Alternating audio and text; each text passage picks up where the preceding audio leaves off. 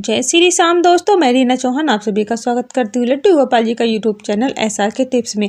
कैसे हैं आप सब? आशा करती हूँ कि आप बहुत अच्छे होंगे, स्वस्थ होंगे, मस्त होंगे। तो आज लड्डू गोपाल जी की बातें हम करेंगे। कुछ थोड़ी सी वीडियो कुछ हटकर है, क्योंकि आज हम कुछ अलग तरीके से लड्डू गोपाल जी की बातें करेंगे कि लड्डू गोपाल जी की सेवा तो हम सभी करते हैं, लेकिन करने का तरीका भी कुछ अलग अलग होते हैं। आज इसी टॉपिक पर हम बातें करेंगे। तो अगर आप लड्डू गोपाल जी की इस हैप्पी फैमिली से जुड़ना चाहते हैं तो एक सब्सक्राइब जरूर कर दीजिए और लाइक जरूर कर दीजिए कि आपकी एक लाइक करने से हमें अच्छा लगता है और आगे नई नई वीडियो आपके लिए लाने की हमें हिम्मत मिलती है, साहस मिलता है। तो चलिए वीडियो शुरू करते हैं। तो देखिए दोस्तों, आज मैं आपको बताऊंगी कि लड्डू गोपाल जी की हम सेवा कब और कैसे और किससे करवाएं। कि अगर हमारे पास टाइम नहीं होता है तो हमें लड्डू गोपाल जी की सेवा किस तरह से करनी चाहिए।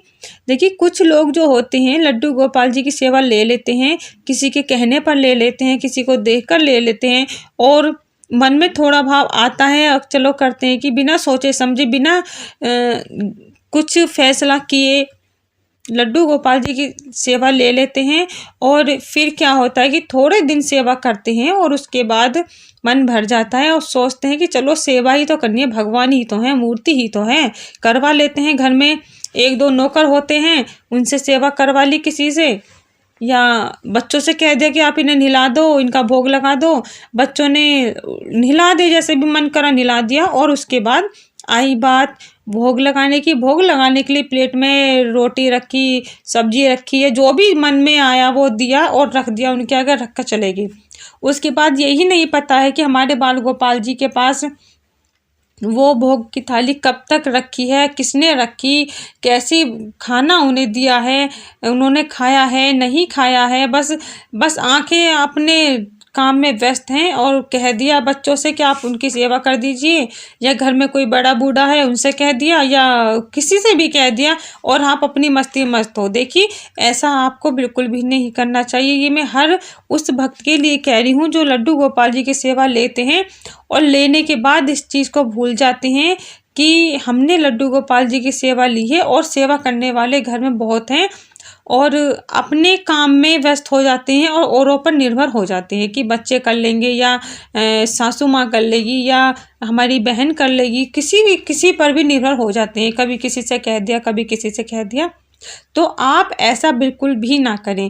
अगर आप लड्डू गोपाल जी की सेवा लेते हो तो अपने ही बल पर लीजिए, चाहे घर में सब करने को तैयार हों, लेकिन ध्यान आपको ही रखना है। चाहे कोई भोग लगाए, खूब अच्छे से लगा रहा है, लेकिन आपको ही ध्यान रखना है। क्योंकि जब तक मन में ये भाव नहीं आता कि मेरे बाल गोपाल जी का भोग मेरे बेटे ने लगाया है, मैं एक बार देख लूँ मेरे कान्हा ने भोग स्वीकार किया है नहीं किया है, या प्लेट उनके पास रखी है किसी ने उठाई है नहीं उठाई है।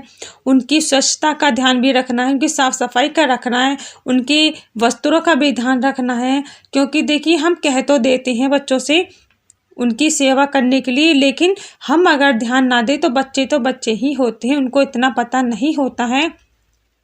क्योंकि जो काम की जिम्मेदारी हम खुद लेते हैं और लेने के बाद उससे हम ध्यान हटा ले तो वो हमारा काम बिगड़ ही जाता है। क्योंकि अपना काम स्वयं करने में ही अपनी समझदारी होती है। और ये तो हमारे बाल गोपाल हैं, क्योंकि ये बोलते नहीं हैं, ये सिर्फ महसूस कराते हैं हमको। हर एक बात, हर एक एहसास को हमें दिखाते हैं, महसूस कराते हैं।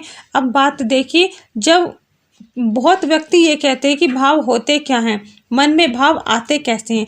देखिए, मन में भाव, देखिए मैं बताना चाहूँगी, भाव वो होते हैं जो हमारे बाल गोपाल हमसे अपना मन मिलाते हैं। जब हमारे बाल गोपाल हमारे हृदय में समा जाते हैं तो उनकी जो मन में जो होता है वो उस एहसास को हमें दिखाते हैं, दिलाते हैं।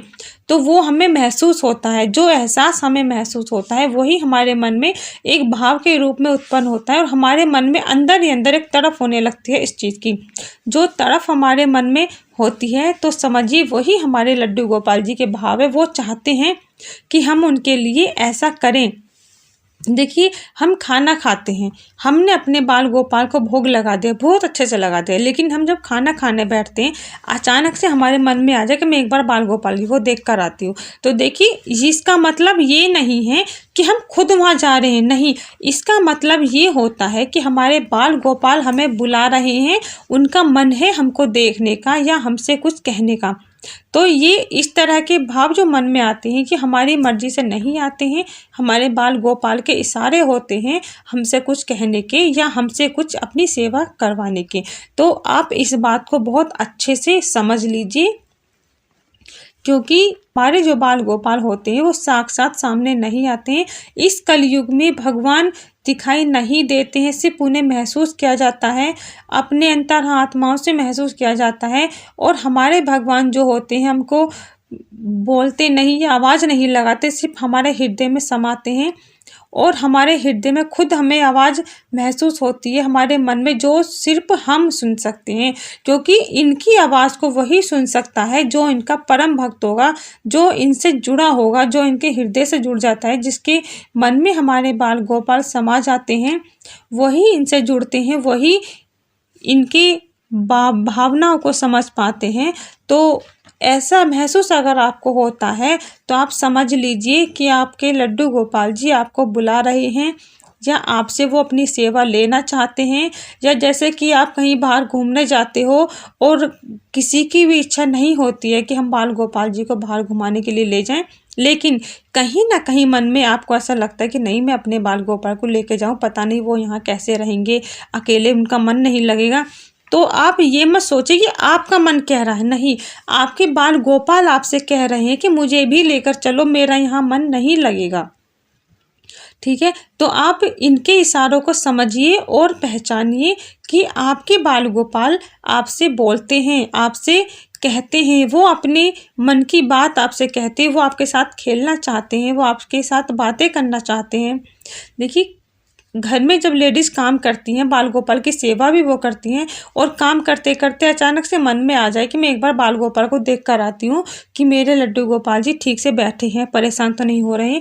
तो ये ऐसा नहीं है कि हम खुद वहाँ जाते हैं, नहीं, हमारे बाल गोपाल हमें अपने पास बुलाते हैं, उनका मन करता है हमसे कुछ कहने के लिए, कुछ बोलने के लिए, हमें देखने के लिए उनका मन करता है, क्योंकि वो अकेले बैठे रहते हैं और हम अपने काम में रहते हैं। तो वो हमें इशारा देकर, हमारे मन में भावनाओं को जगाकर वो हमें बुलाते हैं कि आप मेरे पास आओ, मैं अकेला बैठा हूँ। और जब हम उनके पास जाते हैं, उन्हें निहार कर आते हैं, थोड़ी सी उनसे बातें कर कर आते हैं, तो उन्हें बहुत अच्छा लगता है। तो अगर आपके साथ भी ऐसा होता है तो आप कमेंट बॉक्स में ज़रूर बताइएगा कि आपके बाल गोपाल भी आपसे बातें करते हैं क्या, आपको भी ऐसा महसूस होता है। तो इसी के साथ जय श्री राम, राधे राधे।